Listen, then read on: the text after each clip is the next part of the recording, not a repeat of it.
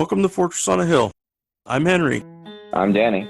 I'm Kagan. We're three leftist veterans that aim to expose the reality of the U.S. military's multiple wars abroad and to illuminate the damage military service does to Americans. American presidents throughout U.S. history have used American military and diplomatic power to force regime change of democratically elected governments around the world. Most veterans come from families vested in prior service, and American generals choose their own, ensuring diversity of thought never interferes with American warmongering. How can we stand by and do nothing while our military kills and destroys lives the world over, while telling Americans that all this death and destruction protects them from terrorists when nothing could be more false? Fortress on a Hill aims to change that. Good morning, listeners. Welcome to a new episode of Fortress on a Hill. We're here today with Pam Campos Palma. I hope I pronounced that correctly. Who is going to discuss with us the case, the investigation, the reality of the murder of Vanessa Guillen. It's a hard subject, but we need to try to find some truth in all of this bullshit. So, Pam, welcome. Thank you for being with us today. You said it perfectly, and I'm happy to be here. Good. I'm glad. Yeah. One of my pet peeves is saying people's names wrong. Yeah, no worries. Okay, so to start off, I want to give some details about the case, just so everybody can have a little bit of familiarity if they haven't been reading about it. In late April of this year, Vanessa Guillen's unit declared her missing, and they said that she was supposed to have gone from her arms room where she worked as an Army armorer, somebody who works on weapons, on machine guns and stuff, to a different arms room for a different company, but in the same overall unit. I mean, not the company, but the battalion, brigade, in the big unit sense. And then no one saw her again after that. She was supposed to show up at the motor pool to provide some serial numbers for the stuff that she was working on, and she just did not show up. The biggest thing I'd like to point out from that time is that she left personal items of hers, to include her wallet and her barracks room key, in the arms room. That's essentially leaving the key to her house, just leaving it behind. And it's curious why they didn't attempt to do something about that at the time. There also was no interview conducted immediately with whom we believe to be the killer, a specialist Robinson, but he should have been interviewed then as the person who last saw Vanessa. Even if she happened to disappear in a way that wasn't connected to Robinson, his statement, an interview of him would have been very valuable, and it didn't happen right away. I think it happened 6 or 7 days later. We then move over to mid-May. There was huge delays in trying to find out information. That's been a big ongoing issue with Vanessa's family, trying to question CID, the FBI, Vanessa's chain of command about what's happening, and receiving very little, if any, useful information. In mid-May, it came out that there were 2 witnesses to seeing Specialist Robinson carry a tough box from where he worked in his arms room out to his personal vehicle. They said that the box was very heavy, but that information didn't come out until mid-May. And it's something I plan to poke at a little bit later, but just for everybody going in. We then move a little bit further towards the end of May, beginning of June, where cell phone records requested by CID and the FBI pinged Robinson and his girlfriend at a place outside Fort Hood, near the Leon River in Texas, and ultimately that was where her remains were found. And then lastly, once it was cleared, once her remains were actually discovered, once they actually knew what they were dealing with, Specialist Robinson got confined to his barracks. He then ran away from the barracks, snuck past whatever people were guarding him, and then when confronted by local law enforcement out in Killeen, outside of Fort Hood, he killed himself. There's a lot of other information about the case, so listeners, if you're looking for more of the standard kind of stuff, that's not really what we're going to be discussing today. The mainstream media coverage of this has been very very stereotypical. Not asking many questions, not pointing out crucial things that needed to be noted about what happened to Vanessa and how the investigation has moved forward. Pam, I'd like to give you first dibs at this. Can you tell the listeners your impressions of what happened to Vanessa and the larger systemic issues that are involved in that? Mm-hmm. Yeah.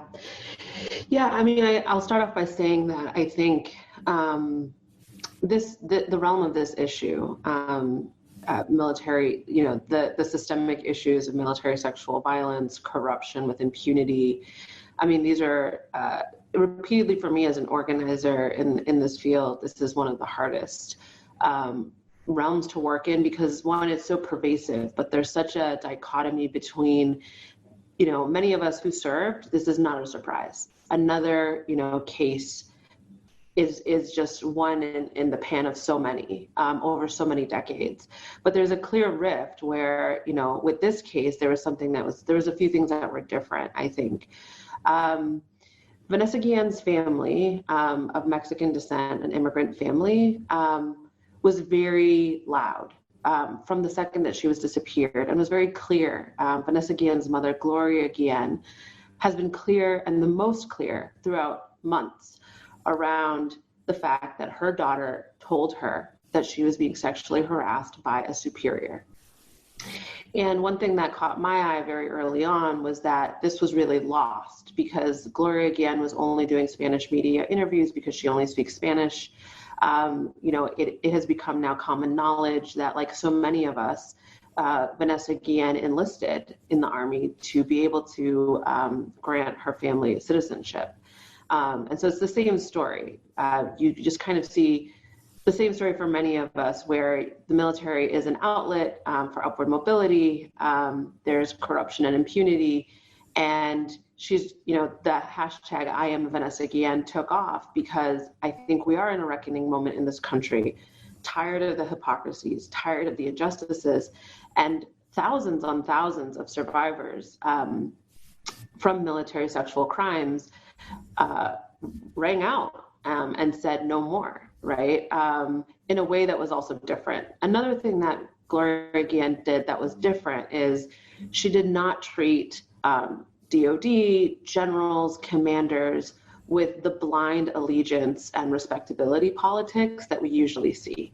In fact, she has said the opposite. And increasingly, she has been very candid and open about the oppressive engagements, the racism. Most recently in DC, she said CID is lying and they are the criminals. And so I think that there have been decades of missing and murdered, definitely women, but I think as we've seen with the cases coming out of Fort Hood, this has been pervasive. And, a good reminder, and the thing that I find so astonishing, is that Fort Hood is among the largest and most resourced Army installations in the United States. So one would think, and the biggest question that came up from the very beginning is, how does a soldier go missing off of one of the most secure places, supposedly, on the face of the earth, right? And to that end, there are now 23 by the Fort Hood's, and this is where I think this conversation is so important. By Fort Hood officials' own account, there have been 23 dead soldiers in and around Fort Hood this year alone, right? Frankly, many of us have lost count of the accounts of deaths, and several of them are classified as suicides or accidents. But the big question remains, if the Department of Defense continues to investigate itself, if Congress doesn't ask any real questions and is very comfortable with that system, how are we to know that they are not concealing criminality by their own hand? And, many of us believe that the typical mechanisms and tropes of scapegoating, junior enlisted, scapegoating, just, soldiers that don't know any better. This is just an occupational hazard. These are all mechanisms to avoid actual accountability and consequence from the people at the top who have allowed this to be commonplace within our armed services. And the last thing I'll say is that the attention on Vanessa Guillen has been really critical, not only on systemic changes, right? The fact of the matter is systemic racism and sexual violence is par for the course in military culture. It is a training tool from the second you step on basic training footsteps all the way to through the VA and even to people's untimely or timely death. And so this is a bigger problem that we must tackle. And the thing that is most glaring is, why is it that those people that should be accountable to the troops, the hypocrisy of we support the troops so much, have done little to nothing for decades, right? Zero tolerance has actually not meant zero tolerance. It has meant cover-ups and impunity. Correct me if I'm wrong, but I hate to get this wrong, but they found another soldier's body during the search, another missing soldier, I believe, not related at all to the case, is what I believe I read, because there's so many folks missing that we don't have accountability. And you make a really important point about this. There's like a mythology about the military as I see it. Some of it's film, some of it's politics, some of it's pretty nefarious. The military is the most organized institution if you want, and competent at everything. If you want a problem solved, give it to the military, no matter what it is, right?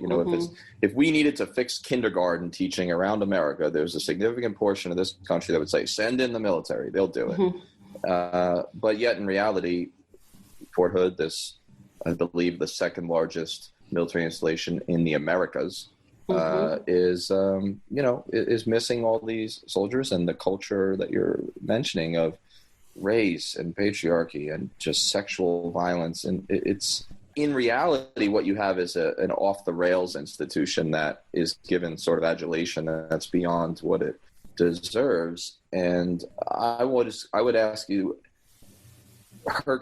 this case has brought up, as you mentioned, issues that have existed for so long and gotten them into the public eye again, and maybe even more than previously. What do you think the context, right, time, like temporal, and also just her individual case, what is it that is bringing this to the fore now, finally, more, not perfectly, not enough, but what's the kind of perfect storm that we're seeing, if you could put your finger on it? Yeah.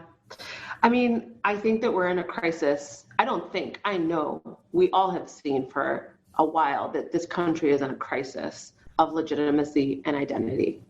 And especially in this year of a hurricane of crises, right? Like, we have a front row seat, right, to the deep corruption, the hypocrisies, the contradictions, right, of living in a pandemic, but the government can't do, or refuses to do little about it. The political, willful ignorance around some of the most dastardly, systemic issues in our society, whether that's state violence, whether that's the killing of Black men in the streets by, and rampant state violence, or the fact that even if you serve in uniform as a brown person in America, it will not protect you. You are not protected. And so one thing that I think is really key that I've seen in my organizing throughout with this case in particular is the enormous hypocrisy of what does service actually mean in America, right? Because if you can't even keep troops safe, which there's this whole conversation around, like, are troops more special and more sacred than any other living person, in our country.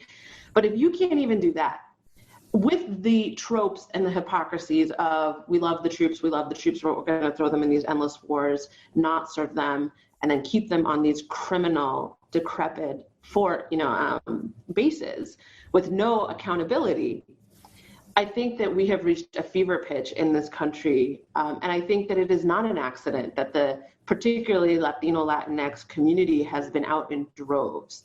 And the sentiments that I have heard most is we want to serve this country, but it will not let us, whether that's in the military, whether that's as immigrants.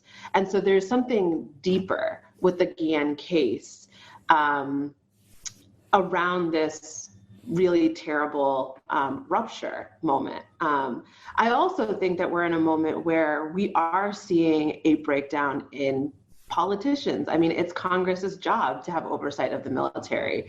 And they, even with the glaring gaps in the Guillen case, there's been lots of them who say, well, we're waiting on the Army to self-investigate. Literally when the Army is not giving them, when anybody off the street can tell you that there's a cover-up, obviously, in the mix here.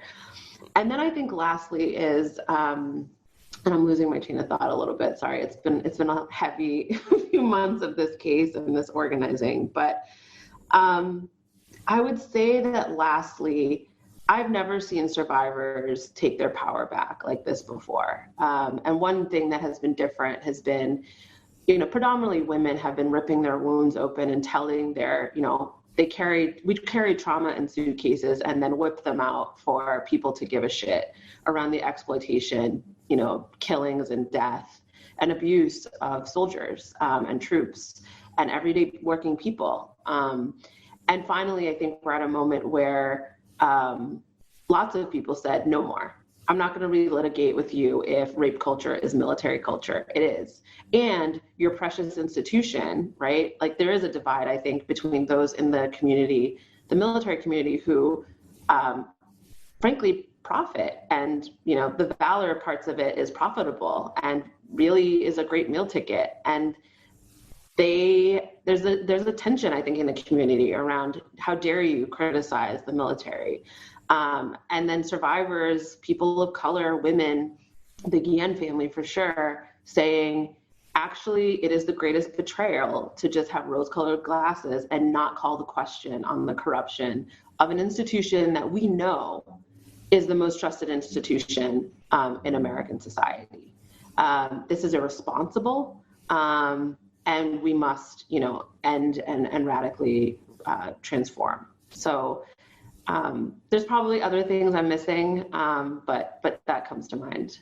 Yeah, I'm sorry, Oni, just to jump in on that. Some of the things that you said really just resonated. This question that we could probably do a whole pod on, and we won't go too far on, of like whether soldier lives matter more, and I think that's problematic, right? Same thing with like police lives. There's this idea that because there's bagpipes at the ceremony and the sound of taps is haunting, that somehow, when a uniformed member of society, any paramilitary, that they're somehow more valuable. But even if we leave aside the problematic nature of, emphasizing one life's value over another, I think you point out the hypocrisy here of we all adulate the soldiers and the politicians and the media and the people who profit off of it emphasize like how much, almost with a degree of almost insecurity. It's like they're making this a salve to like make themselves feel better somehow. Like they have to constantly laud the soldiers until it's hard, right? Or until it's inconvenient, until it goes against the political narrative. And so, yeah, we love soldiers, but endless war is fine. We love soldiers, but rampant sexual abuse and assault across our military, including at our sacred cow military academies, and then we lie about it, and then there's no accountability for the stat fudging that went on there, even when I was teaching there. And so I think, we adulate, it seems, and I think this is one of the things I'm hearing from you that's most interesting, is like we adulate the myth of the military rather than its reality. So the surface idea that it's just heroic and it's just a big, walking American flag and everyone's equal and there's no color in the military because everyone knows that, the military is the most unifying institution and it's perfect. We adulate the myth, and then when like the dirty side and the real side and the underbelly is emphasized, it's funny how people polarize, and a lot of the most patriotic pro-troops folks will sort of attack the character of people and victim blame and just, say, oh, how dare you make this a political football. Yeah, that's just me pontificating. But I think that's, the things you're saying they're so important, and they're not said enough. I mean, the other thing I would add is, I mean, this is a little bit also nerdy, but I think a lot about who's allowed to be fully, who's fully included, right? Vanessa Guillen's mother, the words keep ringing in my ears because it's the same thing my mother has said. My mother is the one who encouraged me to enlist because she wanted me to have college money and upward mobility. And Vanessa Guillen's mother, Gloria, said, I gave this country the most precious thing. I gave, my daughter. And I think that, I think a lot about how women, people of color, queer and trans people, children of immigrants, first generation people in the military.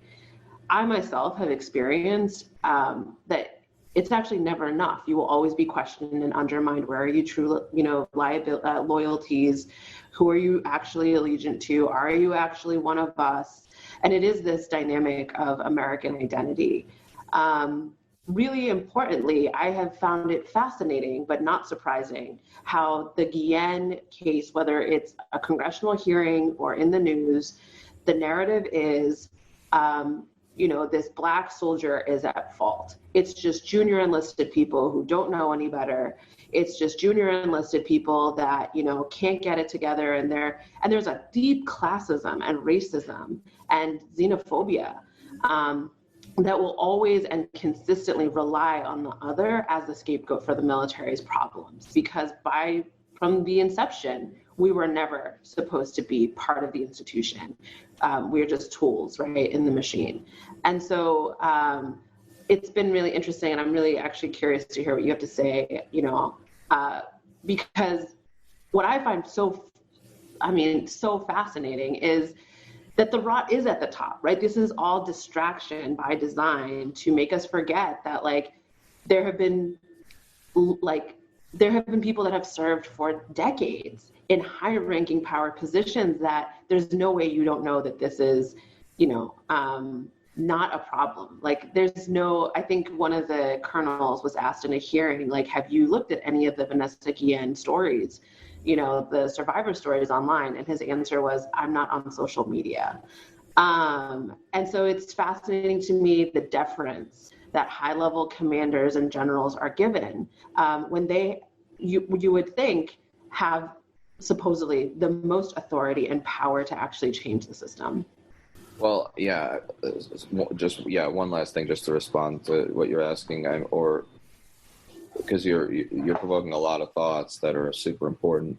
The military, like often other paramilitary organizations such as the police, are like the biggest crybabies ever. They say we're snowflakes, but if you question their heroism, competence, or even just mythology, it's like they get really defensive. It's fascinating. But the generals do this, where and all officers and commanders, they take so much pride that they are judge, jury, defense, prosecutor, in the administrative and even to some extent legal system within the military, this commander-driven thing.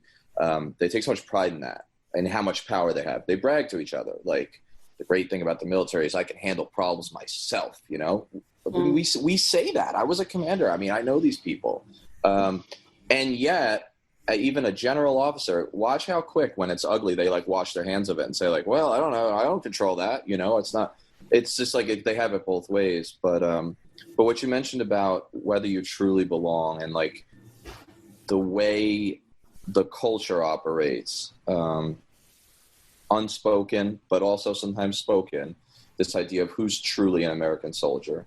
And I did find, and I don't love every aspect of how I felt over the course of 20 years involved with the military in one way or the other, but I do know now, and I think I knew then, that there was a sense that the truest of true soldiers, the real soldier, is a white male infantryman, scout, tanker, right?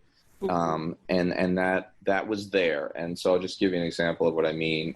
My own, and I mean, this is confession time, not cool, don't like it, hate myself for this.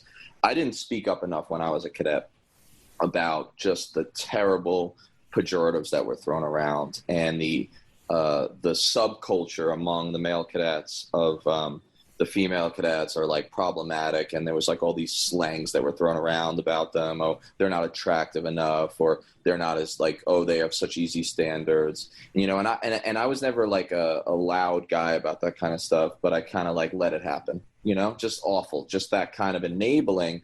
And I think that like to some degree below the surface, because I had said to myself like, well, I'm going to go do like combat arms stuff and, you know, go, you know, martyr myself for nothing.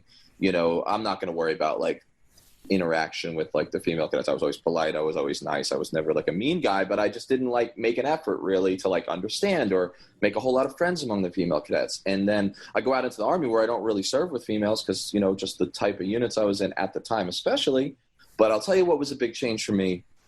I came back to teach at the academy in 2014, and I was like, it was like I was blown away, you know, because like I really, for the first time, like truly connected with my female cadets and like talked to them offline and tried to understand and realizing what was going on, and like this enormous value that is brought to the military by all these different ways of thinking and types and diversities. And like, I don't know, because I'd been out in the wars and seen us fail with the old method, and that's not the good reason. That's not the main reason. There's an ethics to it. But even just from like a practical reason, like seeing like the white male old militarism just smash against complex societies and fail, I was like, oh my God, I got this all wrong. And then of course, watching the sexual assault cases in some instances, several instances, my own students, and following it and watching the fails, it really changed how I view it. And the reason I even tell this story is probably partly like Catholic penance, but also this notion that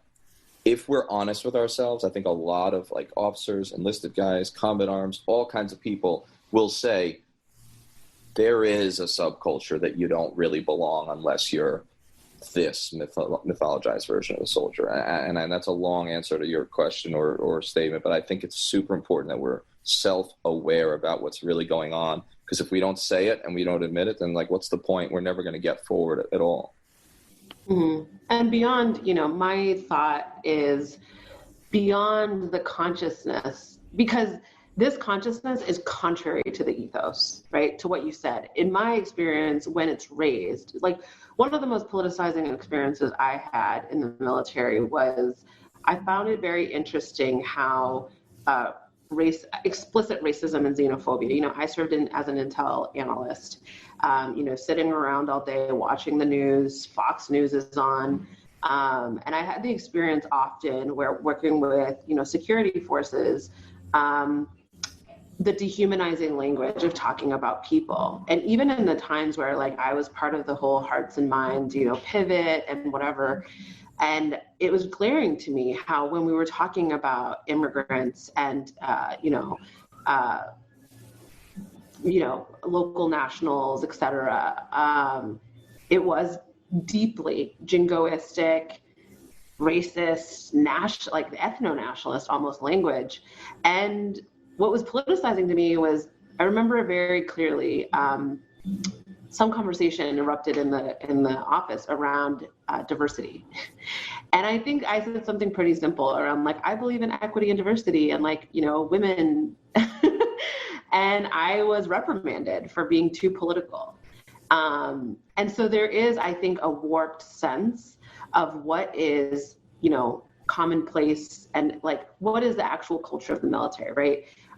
If you treat women as they are intruders, as they are liabilities, right? I hear countless stories from women who served that, you know, when they were in a hot situation on a deployment, men around them were just like, yeah, I'm not going to have your back because you can't have mine. Like, right. So like, this is deep. And I think it is so entangled in the institution's makeup that my question is consistently like, whose job is it to unfuck it?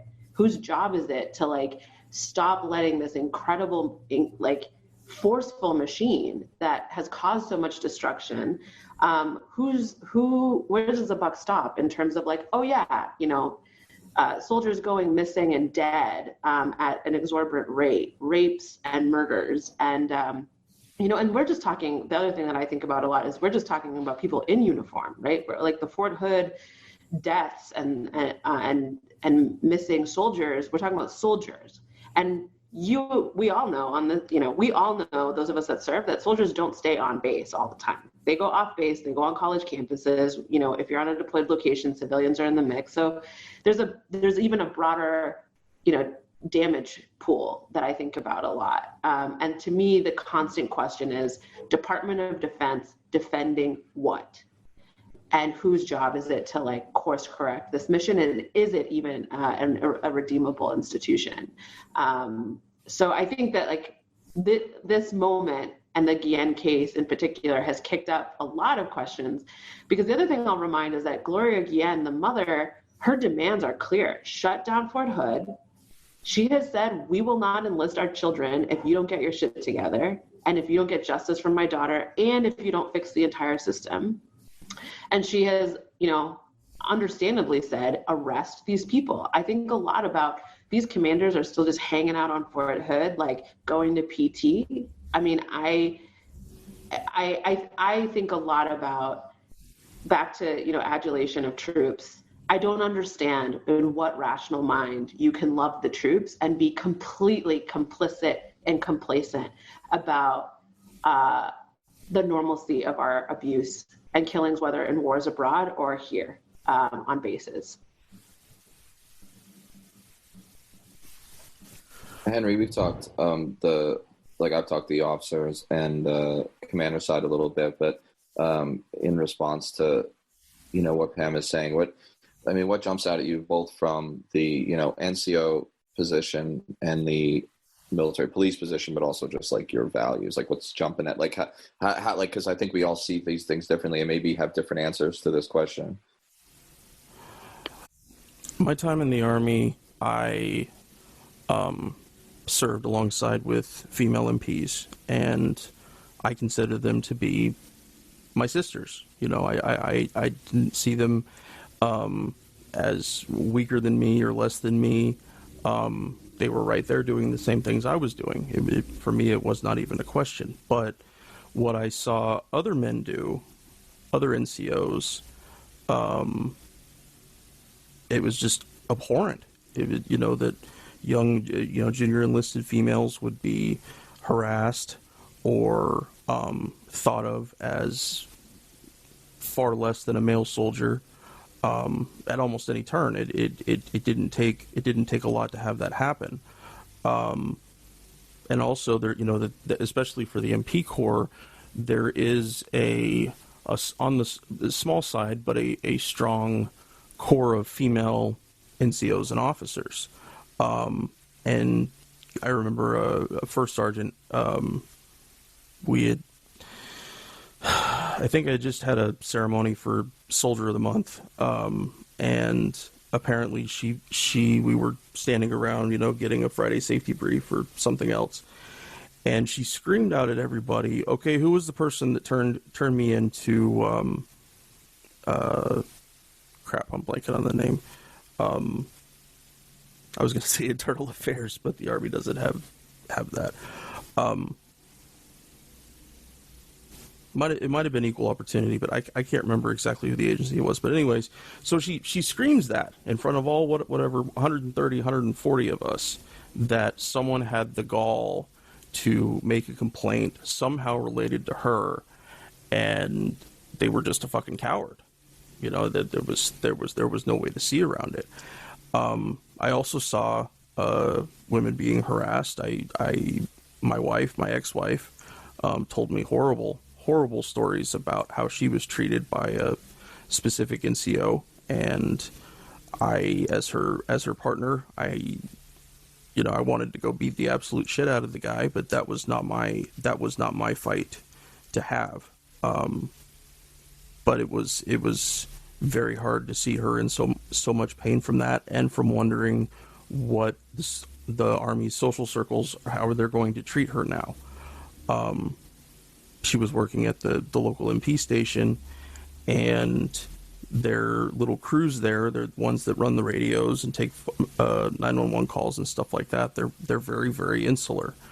No different than infantry squads or Cap Scouts or other things like that.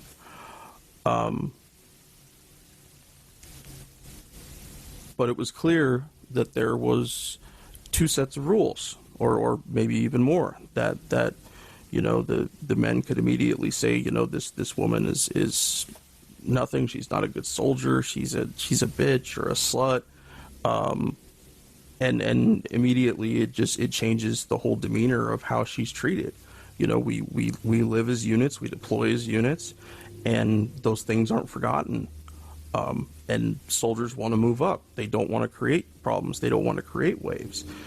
But mainly is that they don't see this problem as them not standing up for fellow soldiers. They are able to detach themselves far enough from it that it's not their problem. And it very much is their problem. It's their problem to protect people. That NCOs are tasked with two things: the accomplishment of the mission and welfare of the soldiers. And sometimes the mission, sometimes number one, is indeed number two. Taking care of soldiers is the mission. And this is a case, like many others, where that absolutely has not happened.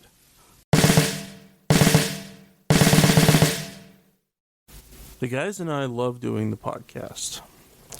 Being able to share our experiences in the military with allies and supporters means the world to us. But we can't do all the work.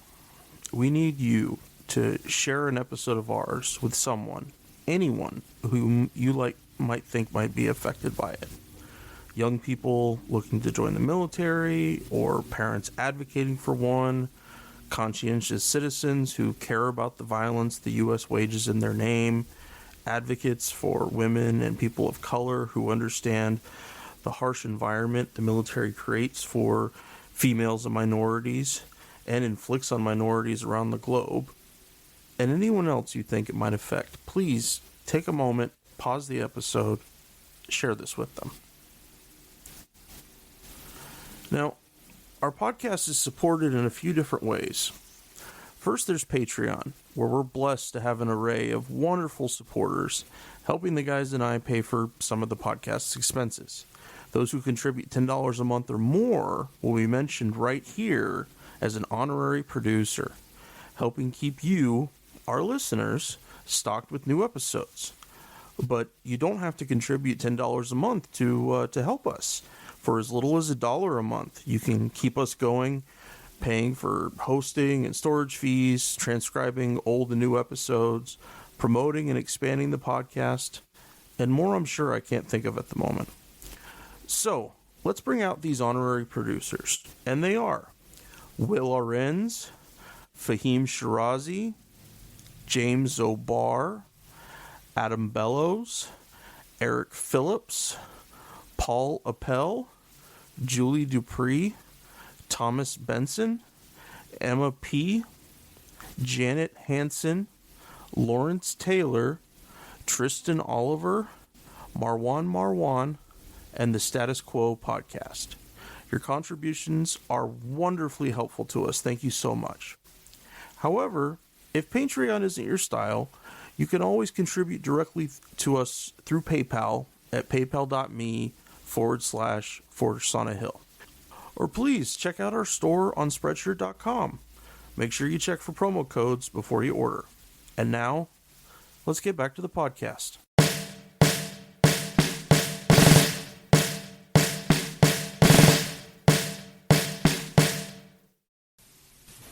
Yeah, 100%. I think also, I agree.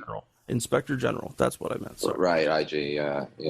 Well, I mean, I 100% agree that if we're going to have a commander's-driven system, which I don't think we should, by the way, on certain cases, which we'll get to, but if we're going to have it, then you have to own it.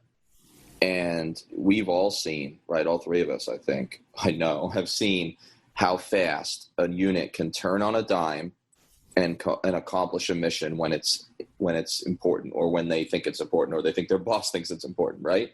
I mean, stamp out, cold, just make it happen. Nobody sleeps, right? We do this for the most mundane things, like a PowerPoint briefing that gets scheduled at the last second. And we've done it for big issues too, and I mean imperfectly, but I mean, just one example. Don't Ask, Don't Tell was getting ready to go away while I was in command. And, the five of us would have lunch together like once a week, and, I was the communist and they were real Americans, and we would argue all the time, but we were buddies, right? We drank beers together. We got along just fine. And we would argue about gays in the military all the time. And that has obviously been completely imperfect, and it's not like a perfect transition, but they argued to me throughout that year, this is going to take the military down. If it's the same arguments that were made about letting women in, about letting African Americans in, like it's going to destroy camaraderie, but this will be even worse because it's not just race or gender. It's like the, sexuality. And so somehow it's going to destroy morale. Actually, we're going to lose the war on terror, which has already been lost by doing this. Like this was essentially how far the argument would go. And I would always say the same thing. I would say, I will bet you everything that I have that this is going to go off, not without a hitch in terms of it's I'm sure an incredibly difficult experience still, of course, to be, gay, trans, anything in the military. So I'm not taking away from that. But in terms of the fact that it will happen, units will still accomplish their missions. I said, this is going to go off without a hitch. This is going to be, nothing's going to, it's going to be fine. And they were like, yeah, right. And of course, time and again, if you have to do something or you think you do, or commanders make it a priority, it can happen. So we're not deploying hundreds of thousands of soldiers overseas anymore. Not that that would be an excuse. There is the ability to make this the priority. If the general officers wanted it to be, if the civilian officials of the Pentagon wanted it to be, and if individual captains, lieutenants, and sergeants wanted it to be, it could be. But of course, I think the caveat, and then I'll let us let Pam transition us, or you, Henry, but the caveat is, of course, that I do think that the commander-driven system for much of this is inherently flawed and has failed, right? And therefore, so I'm not lauding that system, which I think is worth talking about and I think needs to go in certain cases, and is archaic, by the way, and undemocratic and a whole bunch of problematic things. But it's and maybe unconstitutional, but it's, if we're going to have that system, then we need to own it. And it's on officers, non-commissioned officers, and certainly general officers to make it a priority. But they really don't, except saying the right thing and putting a blurb on a PowerPoint slide most of the time. Yeah. I mean, for me, it comes back down to, I've been thinking a lot about military culture and how for us, sayings and different sayings, I think about them now and I'm like, why did I not think that was fucked up? And the one that comes up for me is shut up in color. Shut up in color. It's one of the things I heard most in the military. And I think a lot about, to your point, what would be required is that whistleblowing and critical thinking not be punished in service. But as we all know, I'll speak for myself as, someone who left as an NCO. I also went up for a commission twice. And I was told, at the very end of my career, I went up for a commission. It was between myself and another colleague, a white man. And both of us were asked by this all-male board the question, when you become a commissioned officer of the Air Force, what would be your top systematic, policy priority, which is a weird question. And he said, I would make sure that physical fitness standards would be more rigorously met. And I said, I would work to eradicate sexual harassment and assault in the Air Force. Mind you, we had just had a couple of pilots looking at porn in the tactics room. So that felt like a timely answer. And instead what happened was I was pulled aside. They asked a female intel colonel to pull me aside and asked me if I was okay and treat me with suspicion. And, goes to say, I did not get the commission. And so one of my biggest lessons learned from the military, and when I was enlisted active duty, I also filed an IG complaint. And I often joke that I started organizing in the military. But, the military is exceptional hierarchy, the power dynamics. I keep having to remind people, this isn't a regular workplace. You don't have rights. And so even when I see, whether it's a lowly, officer or NCO trying to protect their troops, or even like Captain Crozier, right, on the Roosevelt, trying to protect his people, there is, I believe, a mandate of punishment for anyone that dissents or speaks out or does try to do the right thing.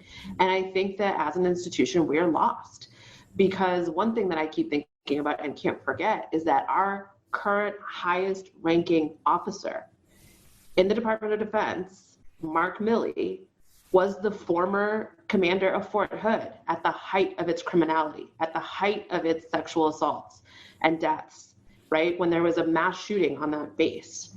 But that's the guy that we decided was going to be the best person for that job. So there's a part of me that thinks that there is never an opportunity. Like, can senior officers ever do wrong? And my answer is no. The entire system is set up to protect them because our mandate is difficult. Like, the military has a very specific job to do, and we haven't reconciled, I think, as a society around the deep failures of how that continues to make everyday soldiers, who are largely working people, whether you're an officer or lowly enlisted, right? You're not being paid. I know that there's these jokes about, like, the young E3 who, like, goes and gets, a big car, but, like, these are people are being paid poverty wages to take abuse. And I think a lot about the labor economics of the dynamics in the military. And also included with that is the lack of, or at least scarce, environmental regulations that allow things like the PFAS contamination of so many bases around the country. And it should be an outrage. It should be something that people are up in arms about greatly. How could our wonderful troops get poisoned while they're trying to protect America? But it's not seen that way. It doesn't. The mythos crushes those kinds of ideas. So I'd like to turn a little bit to the law enforcement perspective on this, and these are just thoughts and ideas I've had since researching about what happened to Vanessa and the larger systemic issues around military sexual trauma. I want to point a couple things out before I first get into it. First, I'm presuming that both Vanessa's chain of command and the Fort Hood CID or the MPs there believed that she was truly AWOL, not missing or in danger of some kind. Now, I'm not saying that's an acceptable decision. I flat out refute that notion at all. But if that is the logic, then some of their steps can seem, if not acceptable, a tiny bit more understandable. And following that idea, if she was truly seen as AWOL, that means that this CID and the MPs failed to do a proper initial investigation in and near the sites where she was last seen, including canvassing, doing field interviews, asking everybody what they saw, where they worked that day, all those kind of basic things to give the investigators a picture. That also means that the focus of the investigation never pointed to the subject, Specialist Robinson, until the phone records requested by law enforcement placed him and his girlfriend near the Leon River, where Vanessa's remains were found. And these, like I said, these initial statements, initial interviews are so paramount to an investigation because they create the parameters for how they're going to move forward, looking through statements for names of people to interview, dates, times, and just while I'm thinking about it, the surveillance conditions on most military bases. I remember working a murder case in 2006 with CID. I was on the drug team, but it was kind of all hands on deck. And one of my jobs was to go to the MP station and sit in front of their computer that managed all of the camera feeds for the post. And I don't know exactly who or what circumstances made it so they said that military posts have poor surveillance or they're not able to pull the tapes or anything like that, but they should. And if they don't, if Fort Hood doesn't, because I was at Fort Lewis for 6 years, and like I said, this kind of stuff was tracked. So moving on to a little more specifics here, why didn't her leaving her personal items behind in the arms room strike a bell with anyone, whether law enforcement or in her chain of command. What did her actual squad leader, section leader, sergeant in charge of her actually do when he found out that she was missing? I'm assuming it's a he, but it could be a female as well. Did any investigator, did any MP actually sit with all these people when she vanished and asked those questions? So you have that the NCO, whoever it was, NCO or officer who called the MPs.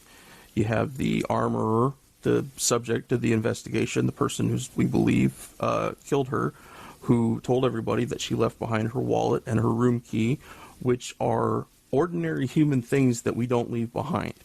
When you live in the barracks, sometimes the only thing you carry around with you, other than maybe your wallet, is your barracks room key. It's your house. It's where you live. Why in the world would it be randomly left behind if that person went on AWOL? Did any of these NCOs or officers physically go to the arms room where she was last seen to get Vanessa's personal effects or check the arms room to ensure all was well? At this point, and this is a bit morbid, but I think it's very important, it was a crime scene and must have had the strong smell of blood, which is despite all the many odors of a small confined room filled with guns and tools to fix guns, the smell of blood would have been noticeable, if not unavoidable, as would have been the visual evidence of her death. And talking about the arms room for a minute, I want to use that as a little bit of a microcosm to describe how female troops live in the military. In the Army, and I assume the Marines and Air Force, everybody else does it pretty similar, arms rooms or armories are usually located in basements or other detached locations. Unless soldiers are drawing weapons for training or maintenance, most of them won't visit these areas as part of the normal jobs.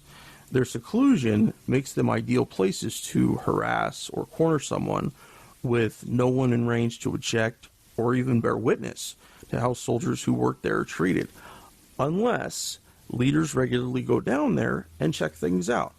If Vanessa's supervisors had possibly taken more time to visit her actual workspace instead of simply believing everything was okay, her killer would have been forced to be much more cautious with his treatment of her. So we have this failure to do a basic initial investigation. That's my standing on this right now, is they did not do their fucking jobs. They didn't go to the arms room. They didn't conduct subject interview of Robinson as the last person who saw Vanessa. There was significant delays in interviewing vital witnesses, which gave Specialist Robinson and his girlfriend the chance to perfect their alibis for when they finally did have questions that they could not easily answer. The phone records that ultimately sent officers to Vanessa's remains near the Leon River were obtained long after they should have been, especially once Specialist Robinson's girlfriend was shown to be lying in her initial interviews. Then, if it wasn't bad enough, once CID found the actual burn site, which had tough box remains. Hold on one second. A tough box being a large kind of Rubbermaid container, but they're very tough, and we use them to carry equipment, extra uniforms and stuff on deployments, or it can carry whatever. It's just that they're very common in among soldiers. Once CID actually found the burn site, which had remains from the tough box, they should have treated it as an active crime scene. That means that Vanessa's remains were able to deteriorate and the crime scene unsecured for another 9 days before CID actually found them.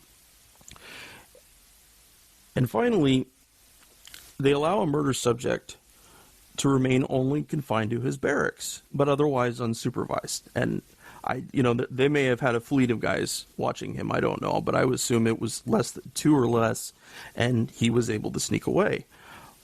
I'm of the opinion that they should have apprehended him over what CID chose to do, which to do something called a controlled phone call. And it's essentially where 2 people involved in a case contact each other, and on one side, the person doing the calling, the investigators are listening. It's an attempt to get a confession. And I feel like they chose to do that over immediately apprehending him, and he fled and he killed himself. law enforcement can be super confession hungry, and it goes beyond needing actual proof in a law enforcement investigation. Now, some of this stuff may be cleared up by further investigative work or through FOIA requests, something I'm going to do about this case. The notes that I've compiled here are from an FBI agent's summary of the events through Robinson's death, but the basic timeline makes no sense whatsoever. There are also character questions. Who among Vanessa's unit and COs and officers gave info about Vanessa's character and or was asked about whether her disappearance was something in line with going AWOL? Danny, I know you've experienced this. Troops often do really dumb things, and they also give signs, usually when they're going to do that or they're going to go AWOL. Not always, but sometimes. Both Vanessa's boyfriend and her sister spoke to her the day she disappeared. Where are all these people's written statements being asked those questions? Her mom, her sister, her boyfriend, people that she knew. There should be a stack of them. And I believe we've talked a little bit today about credibility. You know, who in the military gets to decide who is and who isn't seen as credible? Who gets to decide that Vanessa's sexual harassment wasn't real or didn't happen because no one in a uniform corroborated it? Why isn't her family statements given the weight of a soldier or an officer? Now, the UCMJ has provisions that give extra weight to a soldier's ostensibly positive service when they're accused of a crime. Their quote-unquote honorable service stands in solidarity with their defense against criminal charges. Why isn't Vanessa's family and the people close to her given that same level of credibility? I'll let you guys jump. Yeah. Well, Pam, you go ahead first. Yeah. Gloria Guillen gave a speech in DC that has kept me up at night. She's I can't emphasize it enough. The language and justice barriers here are enormous, and she has been very, very clear. She talks about the disrespect that she experienced from Fort Hood officials, from CID, from even Vanessa Guillen's chain of command. And it's very clear to me, as someone who, the government spent a lot of money training on being, analytical. It's very clear to me that this is not just an aggrieved mother, but someone who has a deep understanding of corruption. One thing that I would also point out that I think has gotten really lost is the 3rd Cav Regiment, the 3rd Cavalry Regiment that Vanessa Guillen fell under. If you Google it on the Fort Hood website, the page has been sanitized and scrubbed. Vanessa Guillen's regimental commander, Colonel Ralph Overland, before he was the commander of the 3rd Cav of Vanessa Guillen's chain, he was an executive officer on the Army staff for the current Secretary of the Army, Ryan McCarthy, who was appointed by this administration. And that Secretary of the Army, who ordered a, air quotes, review of Fort Hood's sexual harassment and assault prevention program, they themselves admitted in a congressional hearing that they did not look at Vanessa Guillen's unit. And so these are facts, right? This isn't a conspiracy. These are open source things that anyone can research and look at themselves. And I think what is most glaring to me is that we, as the American public, I believe because of ignorance of the military, but also because of a cultural deference and blind trust, are kind of comfortable with the lack of answers. But more damning and more enraging to me is that politicians, whose literal job it is to oversee this, they who have the power to ask questions have not. So one big question I have is, if I was a sitting congressperson, you better believe that I would have dragged this guy into, a hearing room and questioned him publicly. But it's interesting to me, all of the excuses that are put out, whether it's the pandemic or it's just too hard or, there's just a litany of excuses that are always made. And you would think that,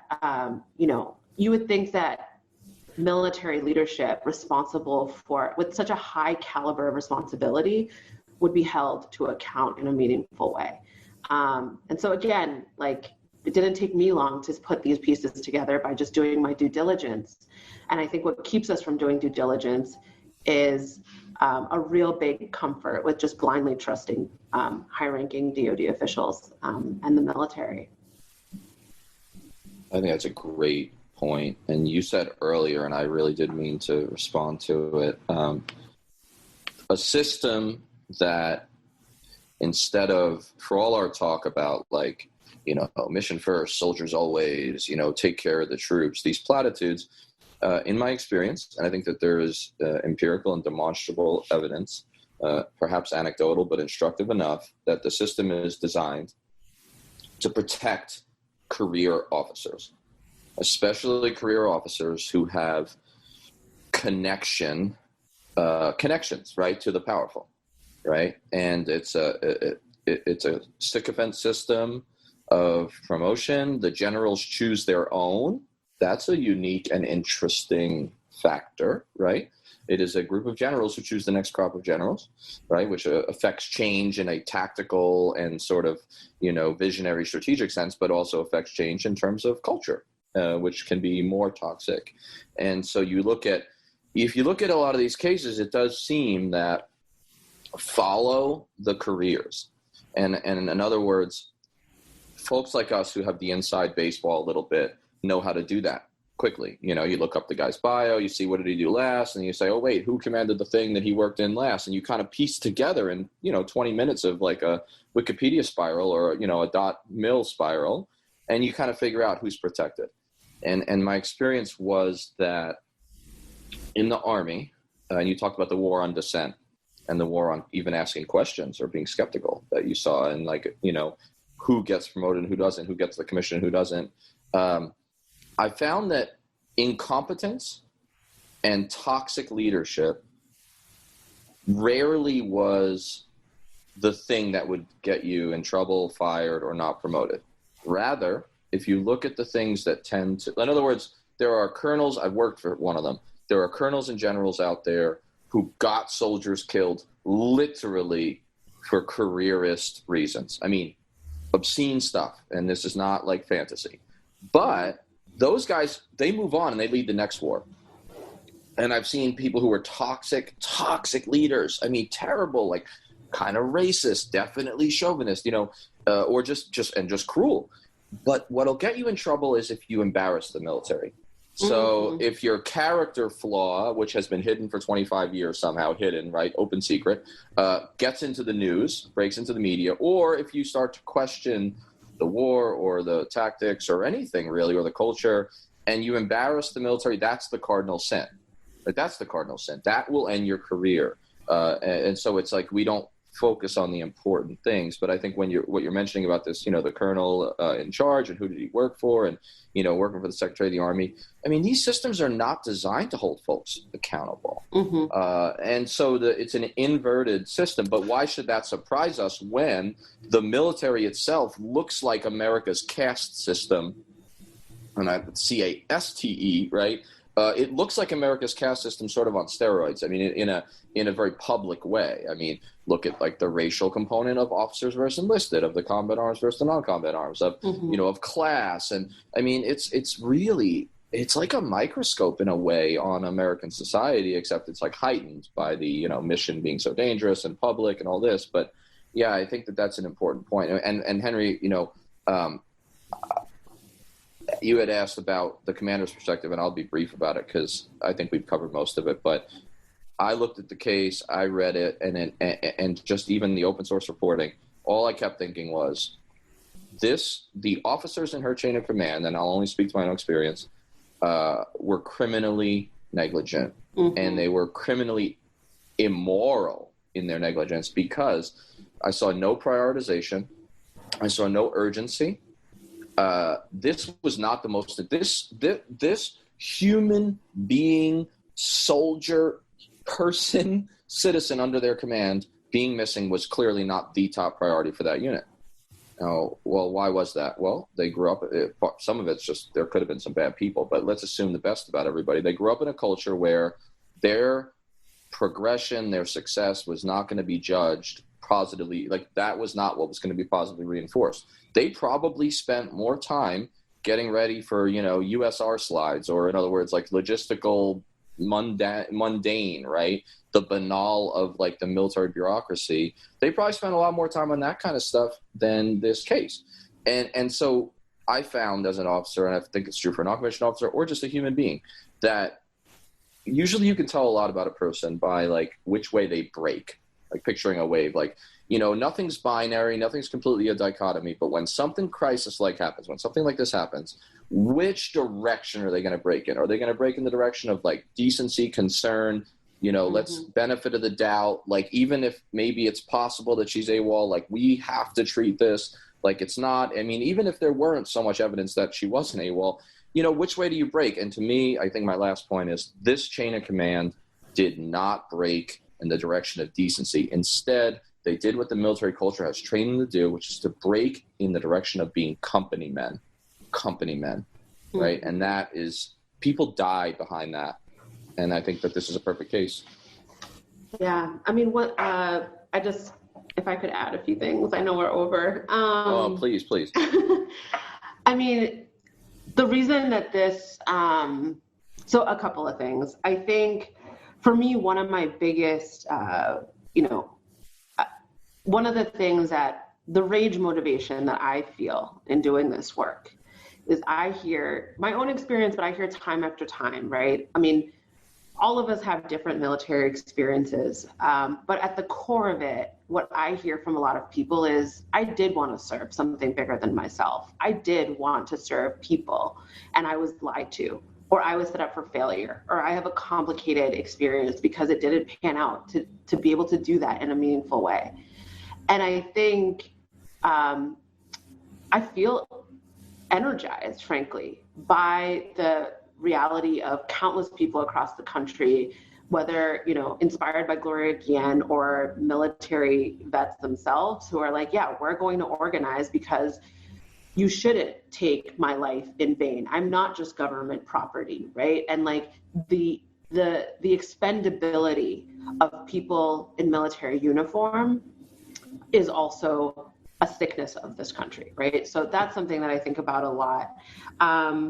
The other piece I was going to say is I think every day about how more than ever it is critical for us to,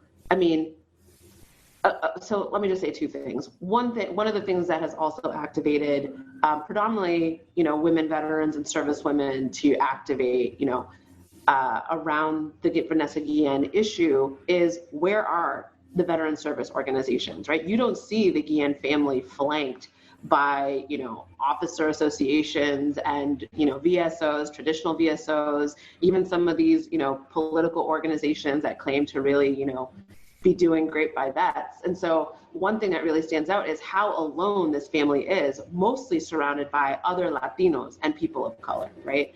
And the last thing that I'll say is that I think it's never been more important to activate the dissent muscle within the military and veteran community.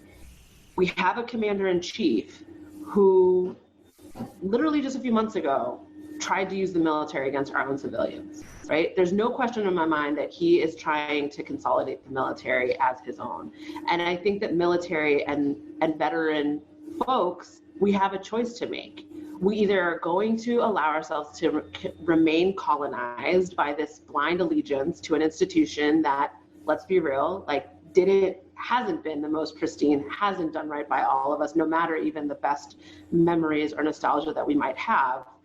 And, the tough question around our own sacrifice, or we go along with a pretty corrosive and corrupt trend, right? And so my final thing is Vanessa Guillen is just the canary in the coal mine, because if Congress can't even do their fucking job in actually investigating what is clearly an incident rife of corruption and a military base that should be shut down, frankly, right? This many, literally a few days ago, there was another dead soldier found at the same lake that she was found. If Congress can't even keep us safe, and do the right thing here, what makes us think that the sliding authoritarianism and the further corruption of the military that expands beyond just sexual violence is going to be something that can be checked? 100%. When you just said that about where the hell is the American Legion and the VFW and any of these veterans organizations, it actually made my stomach hurt for a second, thinking about that, thinking about who stands up for and with who and who doesn't, and what that says about like a society. And it's gross. It's obscene. And I agree with you about activating this, like the dissent within the military. And there is a tradition. It's always been the minority, but there has always been a tradition of dissent within the military, really important dissent. And like, it really is a time for choosing, I think. And I think that this human tragedy is just one of many, but it's important. And it's like one that we really need to rally around. And like, it is a litmus test for decency in a way. Where are you going to come down? Of course, everybody, but as an officer, as a soldier, as a veteran, where are you on this? And I think we have to watch it. And, I know we're about to close out and I actually have to run on to another call. As always, that's my birthday and I've overscheduled. That's fun. But I was thinking about the 3rd Armored Cavalry Regiment, Pam, and what you had said about like the former commanders and stuff and who they worked for. Mm-hmm. And then I just went on this little spiral on my laptop and I started thinking about, I remember I was an armor officer, even though I was cav. Mm-hmm. And this, back when the 3rd Armored Cavalry was, before it became a striker unit, it was the top command.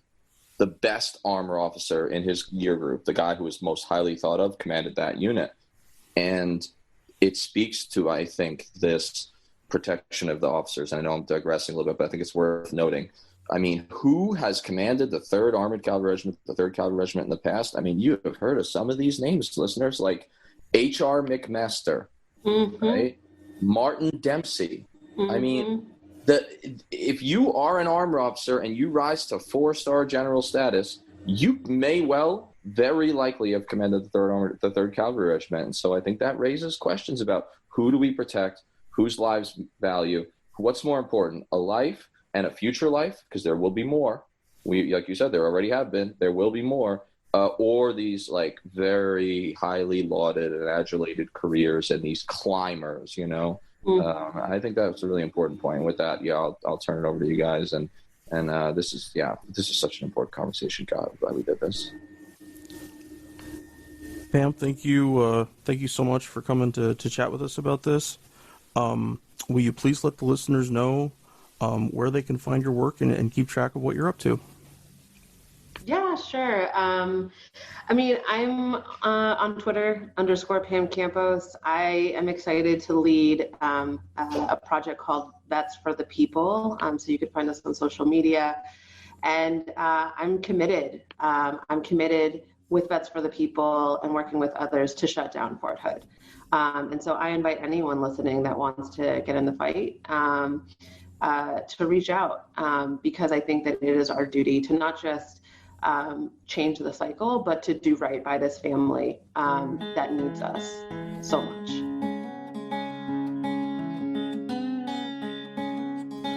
We're on Twitter at Fortress on a Hill, and also at Facebook.com at Fortress on a Hill. You can find our main blog page and our full collection of episodes at www.fortressonahill.com. iTunes, Stitcher, Google Podcasts, Patreon, Spotify. You name it, almost anywhere you listen, we're already waiting for you.